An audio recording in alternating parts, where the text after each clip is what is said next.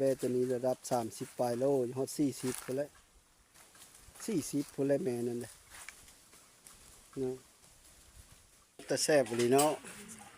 เป็นแต่แซ่บอีหลีนี่จ้ะลงแล้ว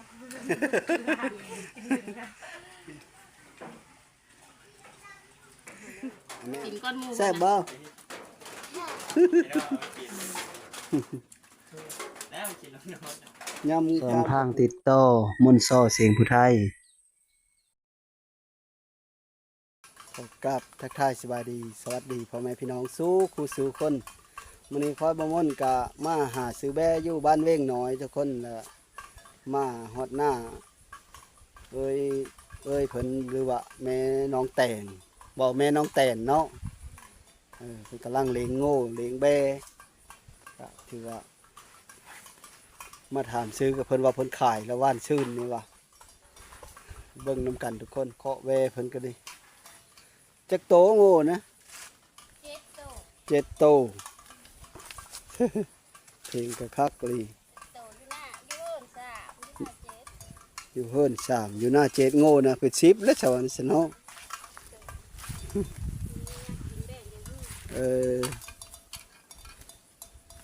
โง่กะต้นนั้นก็งามต้นนั้นก็นี่ต้นนี้ก็งามโตขาวนี่บ่ได้อึดแล้วซ้ำนี่ยาซ้ำนี่ไปเสื้อหมดละแบนะ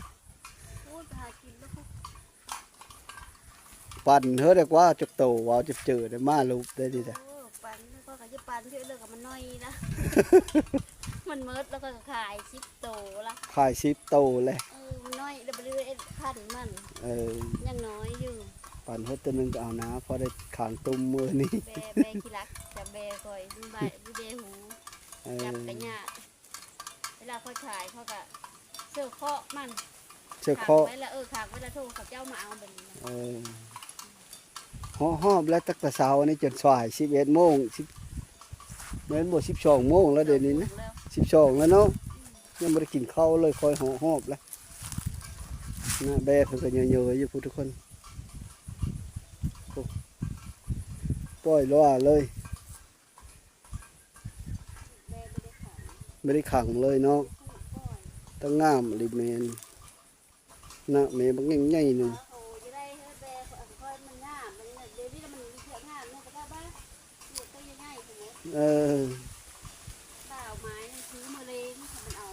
เอานะบ่ชื่อมะเร็งโอ้เห็นว่าเล่าเนี่ยนี่กับผู้ติดตามเท่าเลยว่า7,000 สบายดี แม่น้องแตนเนาะแม่น้องแตน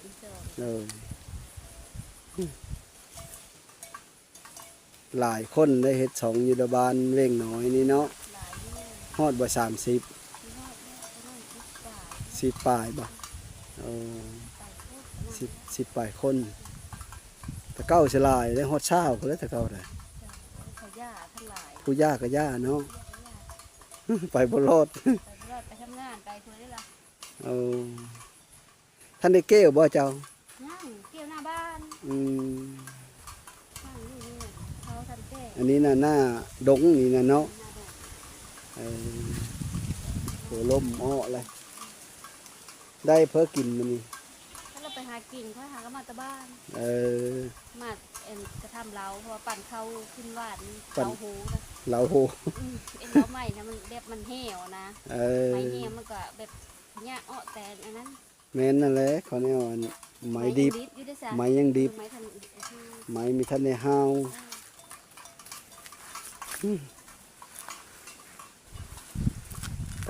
ไปเบิ่งแบก็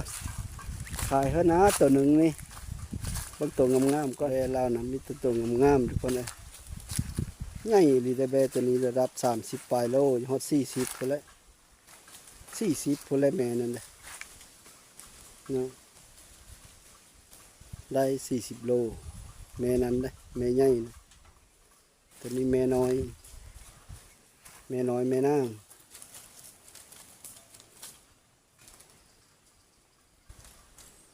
จะได้เพราะว่าตัวละล้านว่ะตัวละล้านยังบ่จะขาย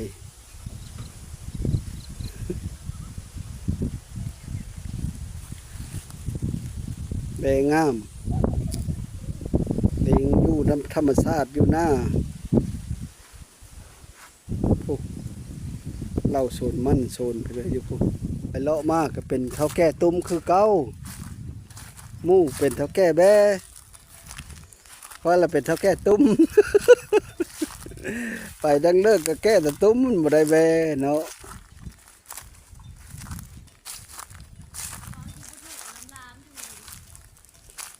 เบอร์โทรนะบ่ เขาเขียนเบอร์โทรเฉพาะแบ่ลำๆอยู่ตารางเทงอีโอ้ยเห็นนั่นแหละว่านี่จะโง่แม่นนะบางงามหนึ่งม่านเก่าจังนี่เนาะ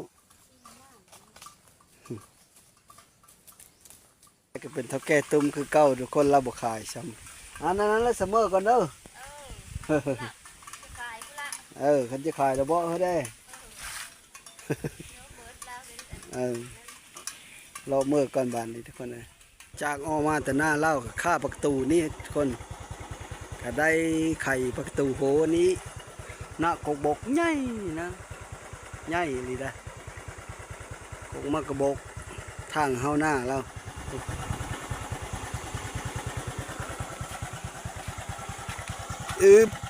เอาตะบังหนักๆนี่หนักหลีนี่เจ้าปะตุ๊ด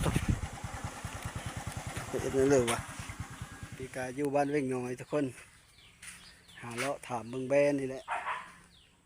แต่บ่เห็นคนทุกคน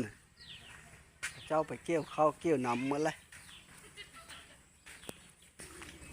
นี่บ่แบนไม่เท่านะว่าจะขายเนาะบ่แม่นตัวนี้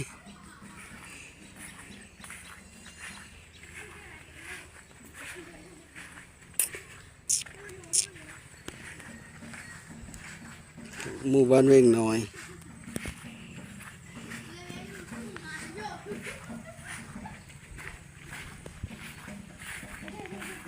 มีบ่คนจะขายแบนนะครับมีคนจะขายบ่บ่จักอย่าว่ากินส้มแต่พากันกินมัสดาอยู่เนาะ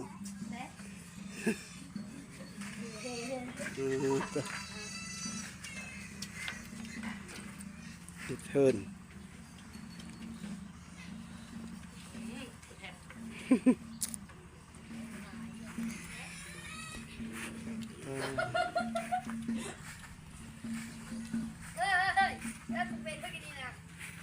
หมู่บ้านเว่งน้อยหาเลาะถามบางคน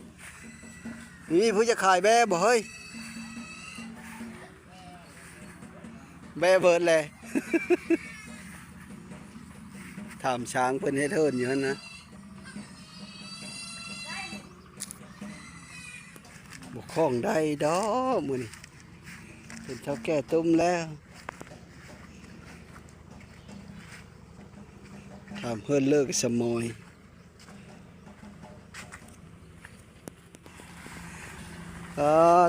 ถงเขาปั้นเข้าอยู่เสื้อนะผู้วุ่นอยู่จะพากันไปเชื่อสบายดีไปหน้าบ่แจกสองไปเลย สาวพรมันเร่งน้อย สาวพรมันเร่งหน่อย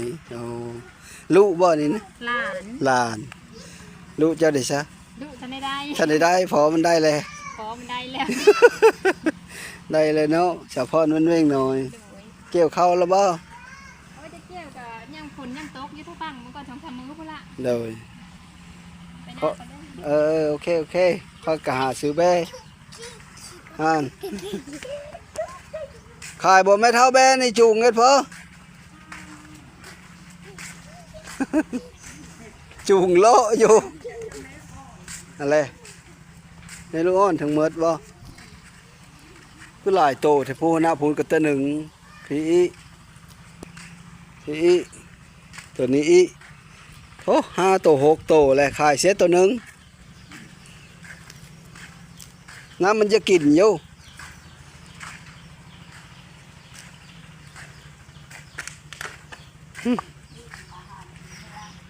ฮะ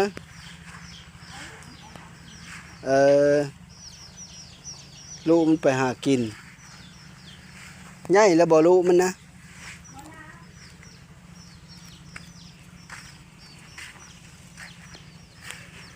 บ่ได้แบแล้วมื้อนี้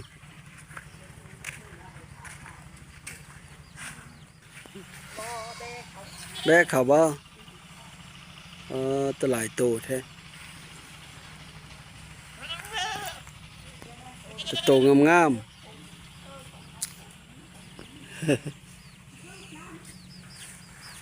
แบเพิ่งงามแค่นั้นนะผู้คณะสลานอยู่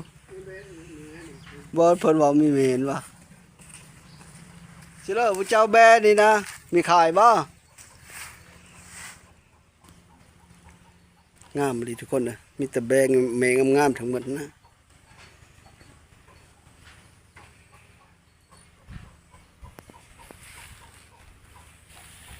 บ่เห็นผู้เจ้าแล้วแบจะบ่นี่นะอะไรเราคือบอกบ่เห็น เราบอก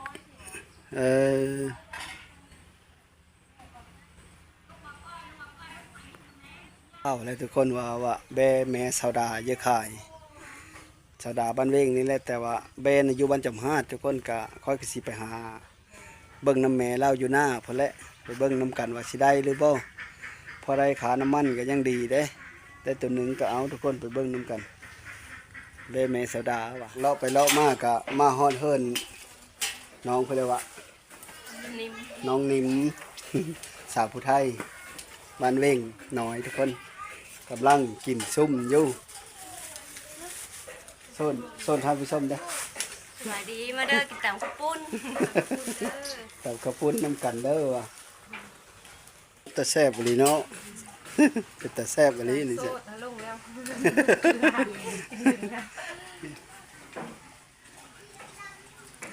เอาแม่ค่อยยังสิไปเบิ่งแบเขาอยู่พุ่นแบสาวดาแบเจดาเพิ่นบ่ไปเบิ่งอยู่หน้าไปเบิ่งเอาน้ำแม่อยู่หน้าว่ะแซ่บบ่ล่ะ ลูกจะบ่สองคนบ่ผู้น่ะลูกผู้นั้น ท่านได้พอมันจำบ่ได้แล้วหรอวะยังพอมันก็ยังบ่ได้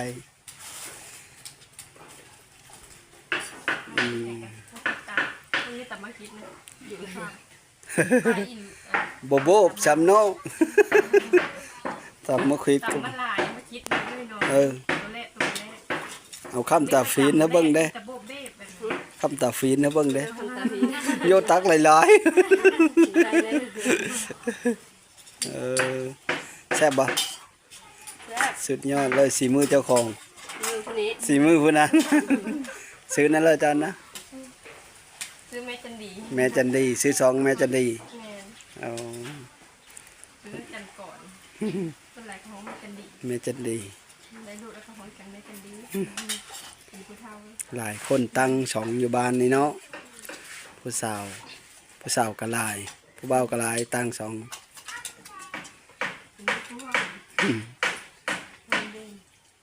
สาวเพิ่นว่าลืมแล้วค่อยนะน้องนิมสาวนิมซื้อสองกับสาวนิมบ่ นิ้มสาวผู้ไทย นิมสาวผู้ไทย นิ้มก็มีหลายนิ้มอยู่บ้าน โอ้หลายนิมอีเนาะ มีสองนิ้ม โอเคซะไปกันเด้อสิไปเบิ่งแบอยู่หน้าสาวดาเจดาพุ่นแหละขอบใจหลายๆตอนนี้ค่อยก็มาฮอดกายบ้านจอมฮาดมาแล้วทุกคนไปเบิ่งแบหน้าเจดาแล้วตามที่เพิ่นแนะนำเฮือนั่นแหละก็ว่า ตอนนี้ก็มาฮอดดงทุกคนฮอดดงฮอดป่า ย่านตะหลงทางนั่นแหละครับข้อยก็สิพยายามถามกับเจ้าไป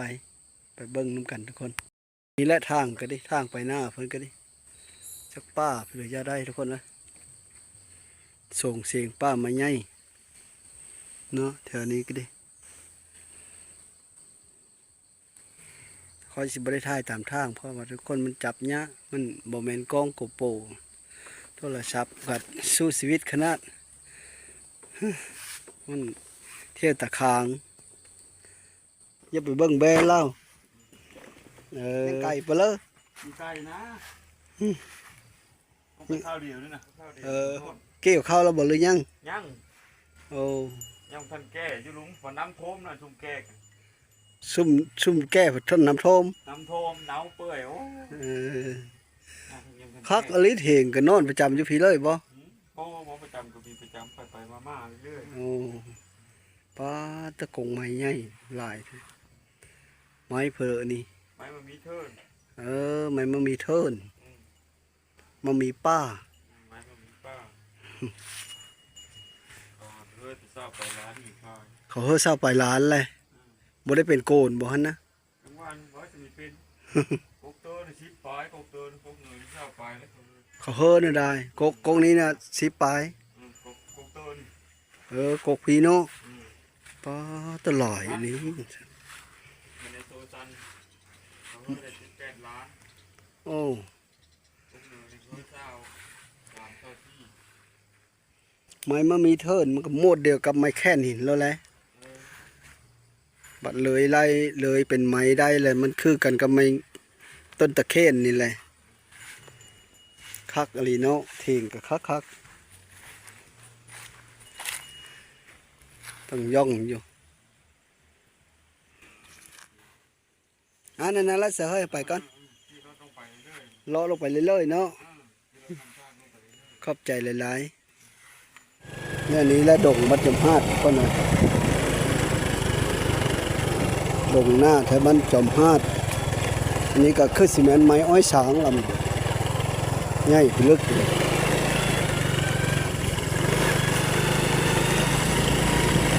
ต้นย่างหน้าต้นได้2 โซ8 เมตรได้2 โซนไม่แค้นโอ้ไม่ใหญ่ลอยนี่ดอกมีบ่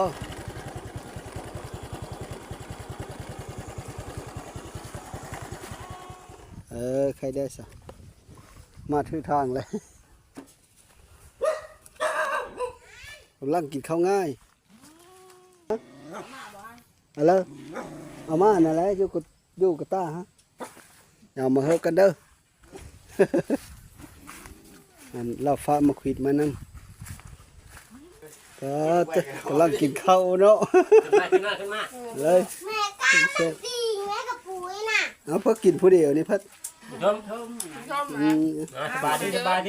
ดี ทำมาได้นี่รับปลา เอาไหมกินแล้วได้ ปลานี่ได้ จะ น้องแซ่บนี่ เขาเราไม่ได้ขึ้นด้วยบ่เทงตัวนั้นได้ มันจากได้ มาปั๊บเทงตัวนั้นอะไรเส้นแซ่บลาบป่าทั้งสุกทั้งดิบเนาะพี่เฮาสิกินน้ำนางนี่ ตำมะขาม ตำมะขามเสื้อ หมู ผักสะแง่งเสื้อกระบูน้อยเบิ้งลองเบิ้งตัวนี้มันสิเป็นอะไรนี่ยังตีนอยู่ สด สดๆเลย จริงอ่ะเมื่อกี้นี่กับตามมันจริง มีกลางบ่ตัวกินมึงดู มันดีอ่ะกิน ลองเบิ่งตำกระปูเสื้อมะขามทุกคน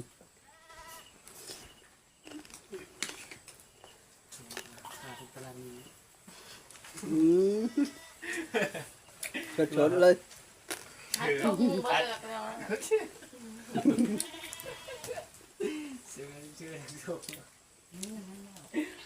ช่ปะ แซ่บๆเสื้อในมันผอมมันเยอะอ้อฟาดนะมันมีช่วงแห้งคันบ่เสื้อในมันน่ะมันสิชมกว่านี้ มา ได้เหลืองแล้ว มาไว้ทำไมนะพ่อโน่แม่ดึงมัดไม่ได้ มีกินขึ้นมาแถว อีกตำส้ม จะคนว่าลูกนะ2 คนบ่เฮ้ย สาม ผู้นี้ผู้นั้น นั่นนะเห็น สองแล้วกูพกอ่ะ หม้อซอง หัวพินนะ ใหญ่เลยซะเนาะ13 ปีเลย หมูกระโปงละ สูงก็พอละลูกเฮาก็ย่างเฮ็ด ชิมพกอีกวะ ได้ไหมโซกินก่อน สองสาวสาวผู้ไทยบ่ สารวัตรป้า สาวลาวบ้านป้าของโตได้เฮ้ย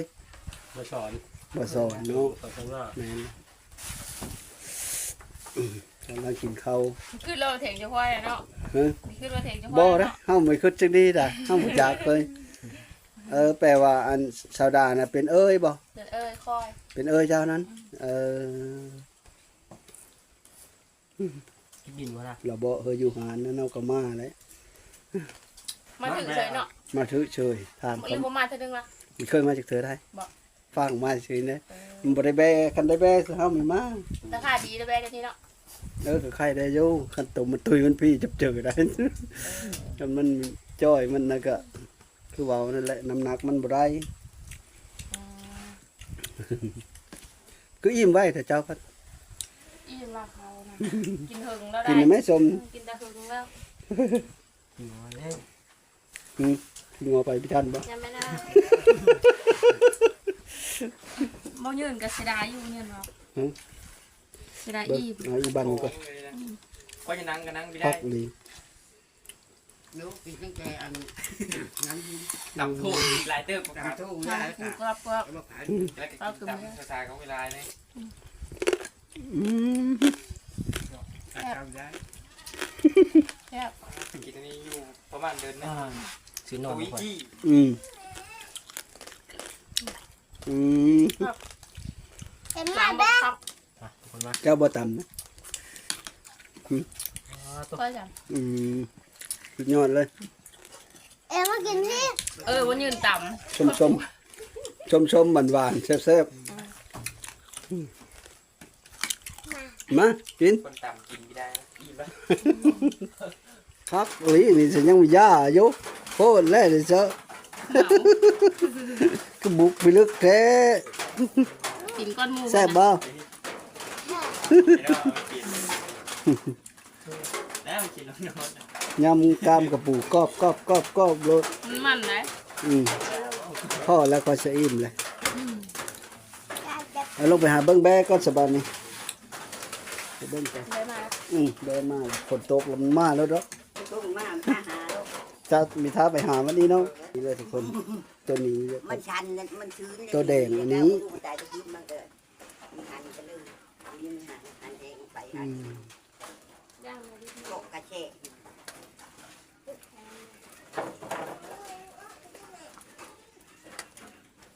บอกหันเนาะ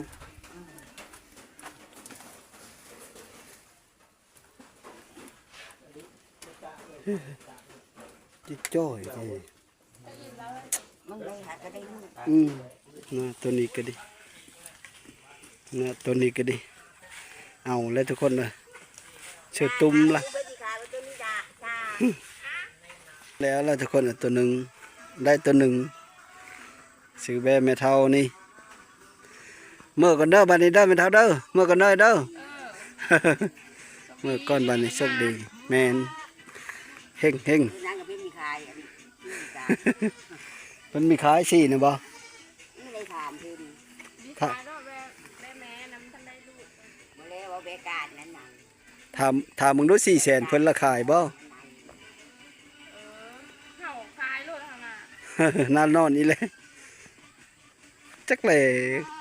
เขาก็จะซื้อไปก็จะขายมีอ้อได้ dạ cha mình Ừ. sướng cho má ao แมนมึงเถอะมันตุยแล้วล่ะเจ้าได้ฮอดหลาน leo vô khai rồi nè cặp bé có cái nhằng như cái như จี้ เลยนั่นนั้นละเมื่อก่อนโชคดี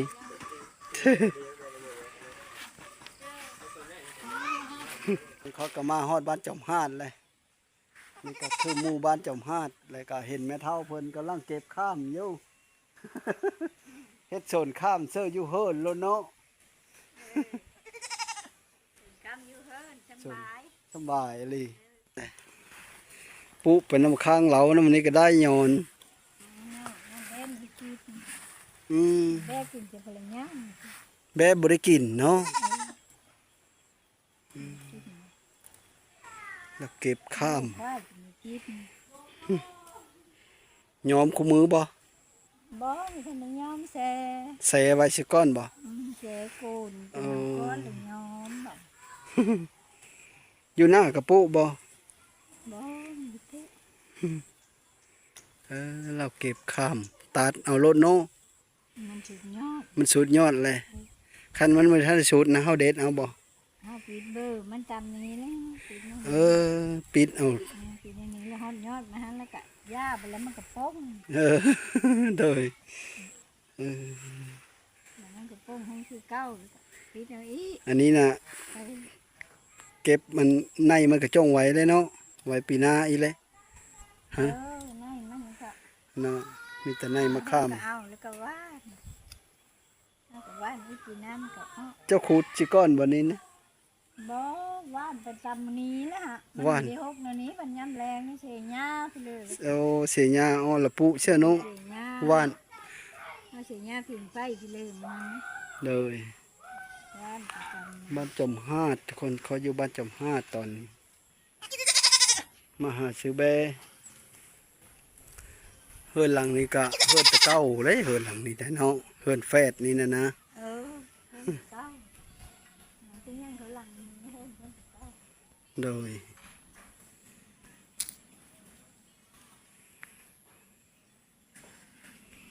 มีผู้จะขายเนาะไม่เท่า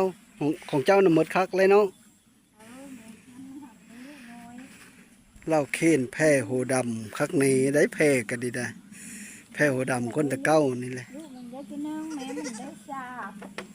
อันเซอร์เจ้าหนุ่งนี่ก็เซอร์น้ำข้ามนะบ่ มันเก้าแล้วนี่เก้าแล้วยอมไม่ทีเดียวมันก็เป็นผู้ โดย ข้าม โตเทเลอร์ขายเซอร์น้ำข้าม แค่เจ้าตัดเจ้ายอมเจ้านี่ก็ตัวห้าแสน โต500,000พูนเนาะผู้เจ้าตัดผู้เจ้ายอมพี่เหลือครบหมดนะโอ้แพงเนาะตัวหนึ่ง500,000ผู้ไรคน ยังยอมเป็นแค่ผู้อื่นก็แสนง่ายๆอยู่ตัวแสนแปด ฟังว่าเซอร์ตัวเจ้าหนุ่งนี่ก็โต500,000พุ่นนี่เนาะ เออ แล้วกับแพ้นี่ได้สมัยเท่า ตัวห้าแสนเล่นร้อยเจ็ดสิบนี่เป็นสหายเจ้า โดยแม่นเลยอันแพ้ตัวเจ้านี่ก็แพ้โหดำเนาะมีเชิงข้างในอันนี้ได้แพงบ่แม่เท่าแพ้น่ะนะ สองแสน แพ้น่ะ200,000โอ้แพ้โหดำคนตะเก้า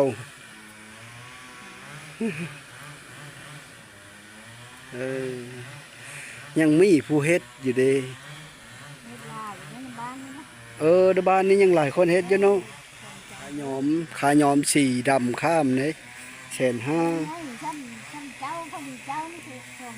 สองแสน 200,000กันเตินซ้ำพอดีคนน่ะเนาะขาหยอมโดยเฉพาะขาปุ่มลงหม้อเราเด้ โอ้ซื้อนั่นเลยวะไม่เท่าพี่เลยวะ คือค่อยเองเสยสุดา นี่บ่ ชื่อลูกนั่นคือแม่ยืน โดยสิดาบ้านจำฮาดโดย คือลูกอด แม่ยืนโดยผู้เลยจะมายอมนำก็มา มียอมแล้วมันก็ มีท่านได้ก็ช เออ ำสักกะเซ ข้ามสีเจ๊สีสีมันก็ เลยถ้านั่นได้ถ้าบ่ซะ ได้มันเอาขนมไปเล่น ไม่ได้ง่ายเนาะ ใส่แค่ โดยยอมจักเริ่มมือจังได้คนมีชูอยู่ทุกคนจักเลาะพอจังเลิกก็บ่ได้เพราะสิได้กลับคืนแล้วค่อยมาแต่พุ่นแหละกินนี่กันนี่เลาะหาแบโถมันละโถบ้านจำฮาดเลยบ่ได้เลาะถามไปเรื่อยๆคุณเจ้ามีบ่แบนะมีบ่ลูกสาวบ่เพิ่นหลานสาวเกิดเป็ดอยู่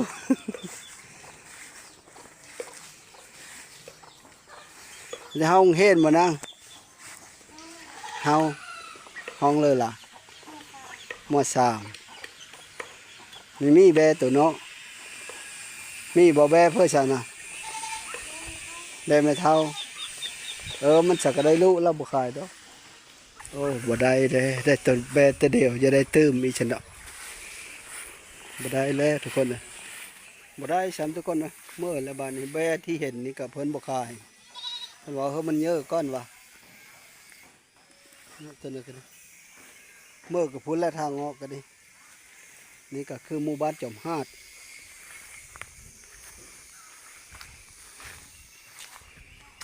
หมู่บ้านจอมฮาดบ้านเวงไส้บ้านจอมฮาดออกมาฮอดวิดบ้านจอมฮาดแล้วทุกคน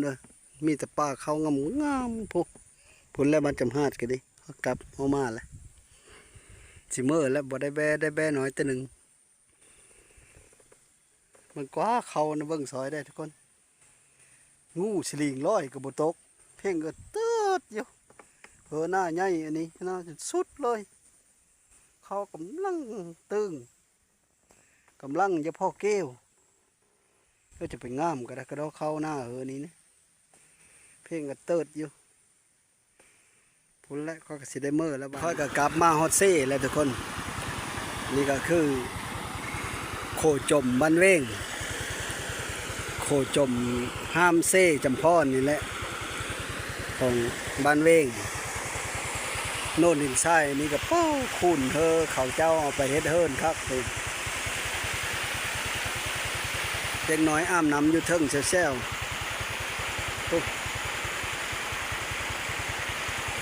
เด็กน้อยพักกันลงมาอ้ามน้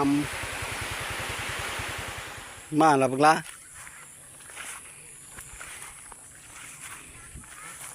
แบะไปเพิ่มไม้อันนี้ของปะหงเราจะมาโตะแล้วบ่เข้าลุงคานหนแล้วเรียบร้อยโยโอ้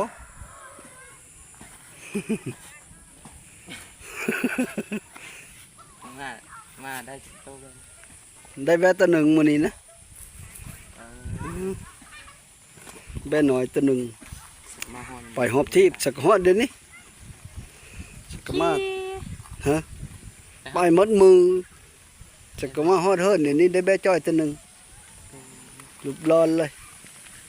มาแล้วบ่อีแม่นะเพิ่นสักมาฮอดเฮิรนแกเซอแล้วก็แบะกับทะเดาลงตุ้มช้ำพอดีเห็นลูกชายมา ติดท้อง เอาบ้านนี้ก็สุดท้ายก็ขอบอกขอบใจน้ำพ่อแม่พี่น้องเด้อที่เข้ามาติดตามรับชมก็ขออยู่ดีมีแห้ง สบายดี สบายดีโชคหมานให้ลำมาโรย